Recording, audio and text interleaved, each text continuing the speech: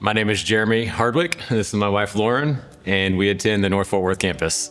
When I think back on the beginning of our debt journey, it actually was at the beginning of our marriage. We came across Dave Ramsey at that time and started watching him on TV, and just seeing individuals who were in either similar financial states that we were in or even in more challenging situations that we were in, and the ability for them to be able to pay off debt and be free from the debt was really encouraging and provided a lot of hope for us.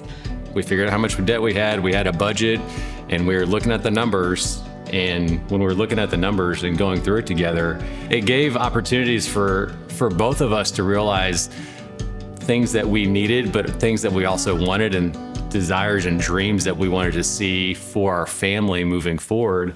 And that not only helped us tackle the debt during that journey, but it also allowed us to grow together during that time, to know each other better, and to become more as God says, the two shall become one. That's, to me, that was like an actual representation of that happening, is us becoming more unified. The way this journey, when paying off the debt, the way that journey helped me grow closer to God would be, it really grew my trust in God, and having the opportunity to be able to see God be faithful in those moments when we would question, I don't know if we could do that, or I'm not sure we could do that. We just saw time and time again God just deliver. What God has taught me through this process is that our vision when we had our debt was far too small. The vision that He has for our lives is far greater. And when we release that debt to Him, allowing Him to help us work through that process and growing together in that, our vision for what God's had for not only us, but for our kids and for our family, and what we can, not what we can do, but what God can do through us, through this church, through our communities.